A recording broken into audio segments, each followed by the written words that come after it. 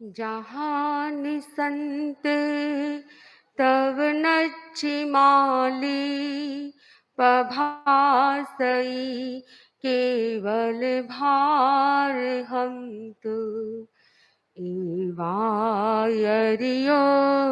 सुयशील बुद्धिये विरायई सुर मध्येव इंदु। परम पावन परम पूज्य आचार्य प्रवर के श्री चरणों में सब भक्ति वंदना।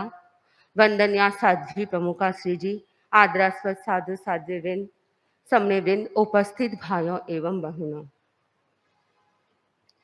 एक विचारक से पूछा गया कि मनुष्य की सबसे बड़ी शक्ति क्या है।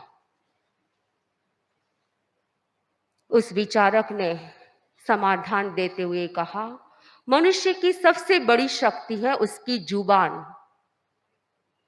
जुबान में इतनी ताकत है कि वह अच्छे से अच्छा जीवन जीने के लिए तैयार कर सकती है। यानी परिवार में शांत सहवास इसी जुबान के कारण हो सकता है और परिवार में अशांत सहवास भी इसी जुबान के कारण हो सकता है। हमें कौन सा पथ चुनना है? शांत सहवास का पथ चुनना है या अशांत सहवास का? कोई व्यक्ति अशांत सहवास नहीं चाहता है, चाहता तो शांत सहवास है, परंतु इसके लिए क्या करना चाहिए?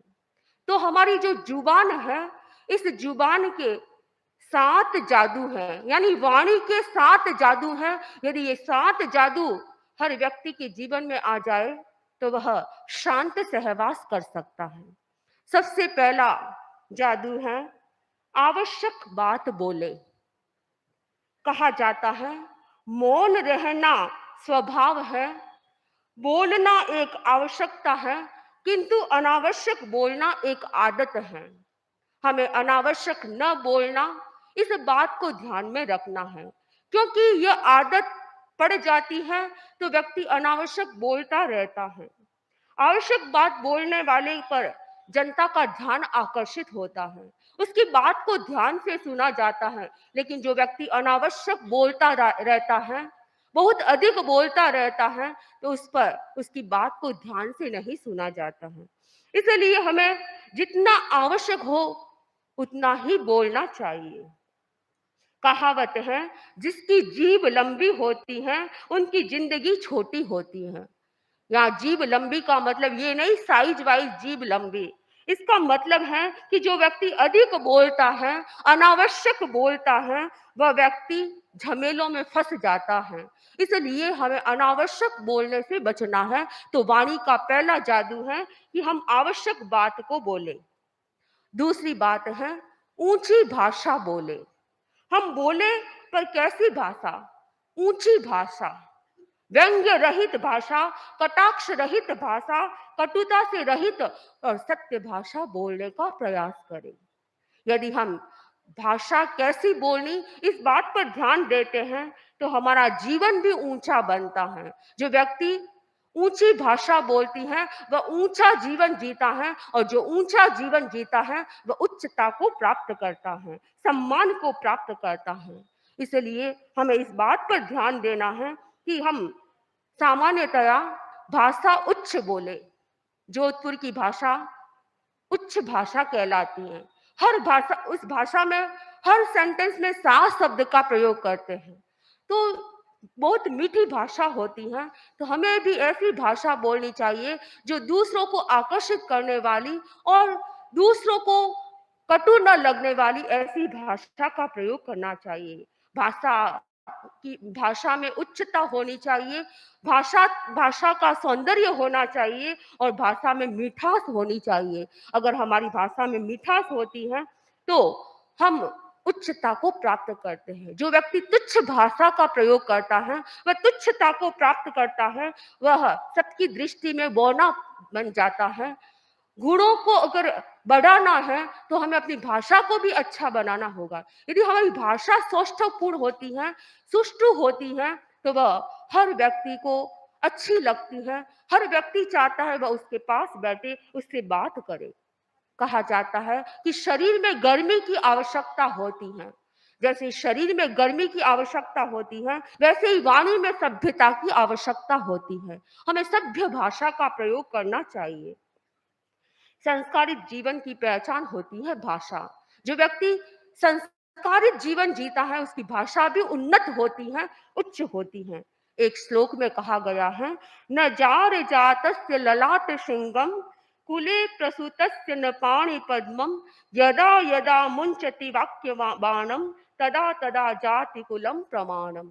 अर्थात जैसी जैसी भाषा को छोड़ा जाता है, जैसे वाक्यों का प्रयोग किया जाता है, उससे व्यक्ति की जाति और कुल की पहचान होती है। हम यदि ऊंची भाषा का प्रयोग करते हैं, सौष्ठवपूर्ण भाषा का प्रयोग करते हैं, तो उसकी पहचान होती है कि वह कुलीन परिवार का होगा।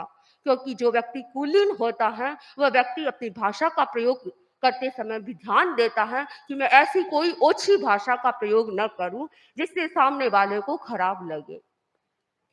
तो भाषा के माध्यम से व्यक्ति की पहचान होती है।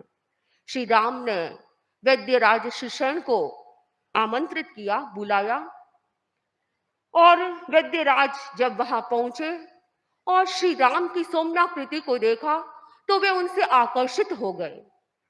सुषेण को बुलाया गया था लक्ष्मण की चिकित्सा करने के लिए। तब सुषेण ने कहा श्री राम से कि मैं रावण का सेवक हूं और अभी आप रावण के मित्र बनकर नहीं आए हैं। यदि मैं लक्ष्मण की चिकित्सा करता हूं तो इससे क्या होगा? स्वामी द्रोह का पाप तो मुझे नहीं लगेगा? राम से प्रश्न किया और दूसरी बात कही कि क्या मेरा नाम कर्तव्य भ्रष्ट लोगों में तो नहीं आएगा? श्री राम ने चिंतन करते हुए कहा कि सुषेण वैद्यराज, तुम ठीक कहते हो। यदि तुम अभी लक्ष्मण की चिकित्सा करते हो और मैं वास्तव में अभी रावण का मित्र बनकर नहीं आया हूं, यदि तुम लक्ष्मण की चिकित्सा करते हो तो तुम्हें द्रोही अवश्य बनाएगी और इसलिए तुम्हें चिकित्सा नहीं करनी चाहिए। हनुमान जी से कहा कि इन्हें ससम्मान विदा करो यहां से। सुषेण ने जब श्री राम के इस प्रकार के व्यवहार को देखा तो सुषेण गदगद हो गया कि आप वास्तव में कोई मानव नहीं है, आप कोई देवता हैं। यानी व्यवहार से, व्यक्ति की भाषा के प्रयोग से उसकी पहचान होती है।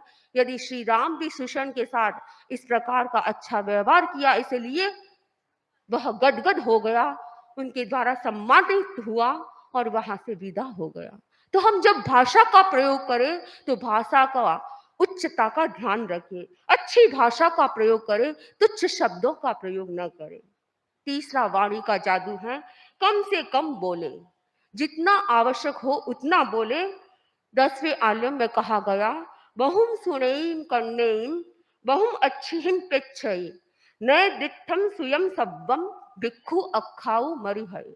अर्थात बहुत सारा हम सुनते हैं और बहुत सारी चीजें देखते हैं, लेकिन सारा सुना हुआ और सारा देखा हुआ सब कुछ मुनि के लिए कहने योग्य नहीं होता है। हमें इस बात का ध्यान रखना है कि हमारे पास बहुत सारी ऐसी बातें आती हैं जिनको वापस हर किसी को कहने की जरूरत नहीं होती है, उसे गोपनीय रखने की जरूरत होती है, तो उसे गोपनीय रखना चाहिए। जो बात कहने योग्य होती है उसे ही कहना चाहिए। बहुत सारी बातें देखते हैं और बहुत सारी सुनते हैं, लेकिन प्रयोग शब्दों का उतना ही करना चाहिए जितना आवश्यक होता है, यानी कम से कम बोले। हमारे ये शब्द हैं मोती की तरह कीमती हैं।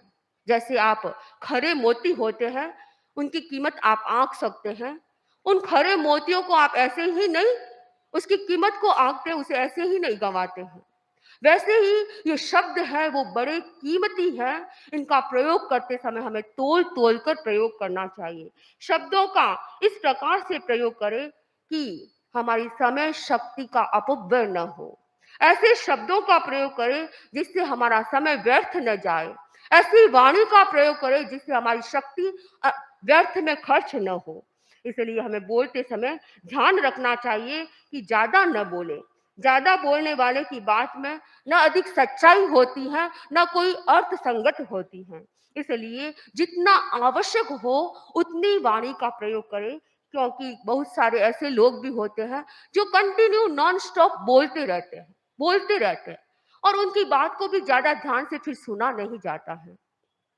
जितना आवश्यक है उतना तो बोलना ज़रूरी है, लेकिन अनावश्यक कंटिन्यू बोलते रहना हम अपनी शक्ति को व्यर्थ खर्च करते हैं, इसलिए आवश्यकता के अनुसार बोलना चाहिए। एक राजा के पास एक शिल्पकार आया। उसके हाथ में 3 डॉल थी, गुड़िया थी। उसने राजा को उसकी कीमत बताई। तीनों ही दिखने में एक जैसी, एक ही साइज की, लेकिन तीनों की कीमत में बहुत बड़ा अंतर था। पहली गुड़िया जिसकी कीमत 100 रुपये थी, दूसरी गुड़िया की कीमत 1000 रुपये और तीसरी गुड़िया की कीमत 10,000 रुपये। राजा ने कहा, इतनी कीमत का अंतर क्यों एक जैसी जब तीनों ही दिखने में हैं? शिल्पकार ने राजा के सामने 3 तिनके लिए और पहली गुड़िया के कान में तिनका डाला। वह तिनका दूसरे कान से निकल गया। दूसरी गुड़िया के कान में तिनका डाला, वह मुंह से निकल गया और तीसरी गुड़िया के कान में तिनका डाला, वह पेट के अंदर चला गया। ये घटना तो आप लोगों ने कई बार सुनी होगी। इसके आगे क्या होता है? उसने शिल्पकार ने एक अपने अंदर बैग में एक और गुड़िया थी, उसने वह गुड़िया निकाली और राजा से कहा, राजन, मैं इस गुड़िया को राजकुमार को देना चाहता हूँ। क्यों? ये अमूल्य मूर्ति है, इसकी कीमत आंकना बड़ा मुश्किल है, बहुत कीमती अमूल्य मूर्ति है। और इस मूर्ति की क्या पहचान है? उसने कहा कि राजन, इस मूर्ति में इन तीनों मूर्तियों की विशेषताएं इसमें हैं। इस मूर्ति में तिनका डालते हैं तो एक कान से दूसरे कान से निकल जाता है। एक कान में तिनका डाला वह मुंह से निकलता है और उस एक कान में तिनका डालते हैं वह अंदर पेट में चला जाता है। यानी राजकुमार को राज्य संचालन करना हो सकता है भविष्य में। इस बात का इसे ध्यान रखना है कि ये गुड़िया हमें 3 प्रकार की प्रेरणा देती है कि कुछ बातें राज्य संचालन करते हुए एक सुननी होती है, दूसरे कान से निकालनी होती है। कुछ ऐसी भी बातें होती हैं जो आई गई करनी होती हैं और कुछ ऐसी भी बातें होती हैं जो बोलकर निकालने की होती हैं, लेकिन कुछ ऐसी बातें होती हैं जो भीतर रखने की होती हैं। कुछ ऐसे रहस्य होते हैं, ऐसी कुछ गोपनीय बातें होती हैं, गुप्त रखने की बातें उसे गुप्त रखनी होती हैं। यह मूर्ति इसे प्रेरणा देती है कि राज्य संचालन में इन 3 बातों का ध्यान रखना है। यह केवल उस राजकुमार के लिए ही शिक्षा नहीं है, हम सबके लिए प्रेरणा है कि हमें भी अपनी वाणी का प्रयोग कब कब करना है, कैसे करना है, कितना करना है, इस बात का ध्यान रखना है। इसलिए वाणी का चौथा जादू है, पहले सोचे फिर बोले। यानी हम वाणी का प्रयोग करें तो सबसे पहले हमें सोचना चाहिए, बोलने से पहले सोचना चाहिए और फिर प्रयोग करना चाहिए। कभी कभी कुछ व्यक्ति ऐसे होते हैं जो पहले तो बोलते हैं और बाद में सोचते हैं। हमें इस बात समझदार व्यक्ति होता है वह बोलने से पहले सोचता है और मूर्ख व्यक्ति होता है वह बाद में सोचता है। और जो व्यक्ति बाद में सोचता है बोलने के बाद वह पश्चाताप करता है। इसलिए हमें पहले बोलने से पहले सोचना चाहिए, हर शब्द को तोल तोल कर बोलना चाहिए, तो हम अपने शब्दों का सम्यक प्रयोग कर पाएंगे। और जो व्यक्ति सोचकर बोलता है, बोलने से पहले शब्द इंसान के गुलाम होते हैं। बोलने से पहले शब्द इंसान के गुलाम होते हैं और बोलने के बाद इंसान शब्दों का गुलाम होता है। इसलिए हमें शब्दों को बोलने से पहले सोचकर बोलना चाहिए। इसलिए हमें भाषा का सम्यक प्रयोग करना है, तो कब बोलूं, कैसे बोलूं, कितना बोलूं, कहाँ बोलूं, इस बात का ध्यान रखना चाहिए। 5वां वाणी का जादू है, मीठी भाषा का प्रयोग करें। मीठा बोले, जब भी बोले मीठा बोले, क्योंकि मीठा बोलना एक वशीकरण मंत्र है। सामने वाले को वश में करना है, यानी मधुर भाषा का प्रयोग करें। कठोर भाषा दूरियां पैदा करती है। फरुष भाषा दूसरों के संबंधों को बिगाड़ देती हैं। एक दूसरे के संबंध बिगड़ जाते हैं, इसलिए भाषा बोलते हैं तो मधुर भाषा का प्रयोग करना चाहिए। बच्चों पर अनुशासन भी करना है। यदि उसे प्यार से समझाया जाता है तो वो बच्चा समझ भी सकता है, लेकिन कभी कभी ज्यादा डांटने पर, उस पर कड़ा अनुशासन करने पर वह बच्चा बिगड़ भी सकता है। परम पूज्य आचार्य प्रवर इतने बड़े धर्म संघ का अनुशासन करते हैं, लेकिन आचार्य प्रवर का अनुशासन मृदु अनुशासन है। हमारे से कोई प्रमाद हो जाता है तो परम पूज्य आचार्य पर बड़ा मृदु अनुशासन करवाते हैं, क्योंकि एक आचार्य को संघ का संचालन करते हुए सारना वारना करनी होती है। कभी कोई गलती होती है तो उसको बोलना भी पड़ता है, और कभी अच्छा कार्य करता है तो उसे प्रोत्साहित करना पड़ता है। लेकिन आचार्य प्रवर इस प्रकार से अनुशासन करवाते हैं कि सामने वाले को ये पता है कि अभी आचार्य प्रवर मेरे पर कड़ाई करवा रहे हैं, लेकिन थोड़े समय के बाद वर्षा बरसाने वाले हैं। यानी इस प्रकार मृदुता, इस प्रकार का व्यवहार करवाते हैं कि वह जो कहा हुआ बात है वह सारी धुल जाती है, वह एकदम अपने आप में प्रसन्नता का अनुभव करने लग जाता है। और संत लोग तो ये भी कहते हैं कि आचार्य प्रवर कभी कभी हमारे पर अनुशासन करवाते हैं तो हमें अच्छा लगता है, क्योंकि बाद में हमें बहुत कुछ मिलने वाला होता है, इसलिए कभी कभी अनुशासन किया हुआ आचार्य प्रवर का हमें अच्छा लगता है। लेकिन आचार्य प्रवर कभी भी हम देखते हैं सामान्यतया कड़ा जल्दी से फरमाते नहीं हैं, बड़ा मृदुता से फरमाते हैं। तो हमें भी मृदुता को सीखना है। हम भी मधुर वाक्य का प्रयोग करें, मधुर भाषा का प्रयोग करें। वाणी में सच्चा मिठास तभी जब भावों में सरलता होती है, हमारे भीतर सरलता व्याप्त हो, क्योंकि सरलता के बिना मधुर भाषा का प्रयोग किया हुआ भी कभी कभी गलत हो जाता है, क्योंकि भीतर में तो मायाचार है और ऊपर से मीठा बोला हुआ वह भी कारगर सिद्ध नहीं हो सकता है। इसलिए हमें भाषा मधुर तो बोलना है, लेकिन सरलतापूर्ण होनी चाहिए, दूसरे के हित की कामना की युक्त भाषा होनी चाहिए। और सातवां छठा वाणी का जादू है, कषाय मुक्त भाषा बोले।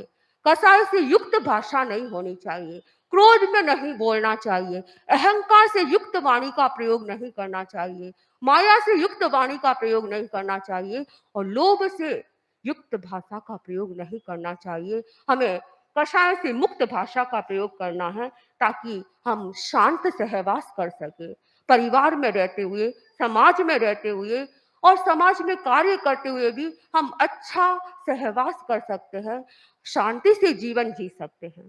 और अंतिम जादू है सत्य बोले। तीन चीजें ऐसी हैं जिन्हें छिपाया नहीं जा सकता है, सूर्य को, चंद्र को और सत्य भाषा को। जो सत्य है वो कभी ना कभी सामने आता ही है, इसलिए सत्य भाषा से जीवन में चार श्रेष्ठ उपलब्धियां होती हैं। सबसे पहली उपलब्धि होती है, जो व्यक्ति सत्य भाषा का प्रयोग करता है वह प्रेम को प्राप्त होता है। दूसरा, पवित्रता को प्राप्त होता है। तीसरा, विश्वास अर्जित करता है। और चौथा, विवेक संपन्न होता है। हमें यदि अपने जीवन को सार्थक और सफल बनाना है तो इन भाषा के प्रयोगों पर ध्यान देना है, जो मूल चीज है, मुख्य चीज है, जो हमारे शांत सहवास का कारण बनती है। इस जुबान पर ध्यान रखना है कि किस प्रकार हमें भाषा का प्रयोग करना है, ताकि हम शांत सहवास कर सके, परिवार में सामंजस्य के साथ रह सके, और संगठन, जहाँ भी समाज है, संगठन है, वहां भी शांति से कार्य कर सके।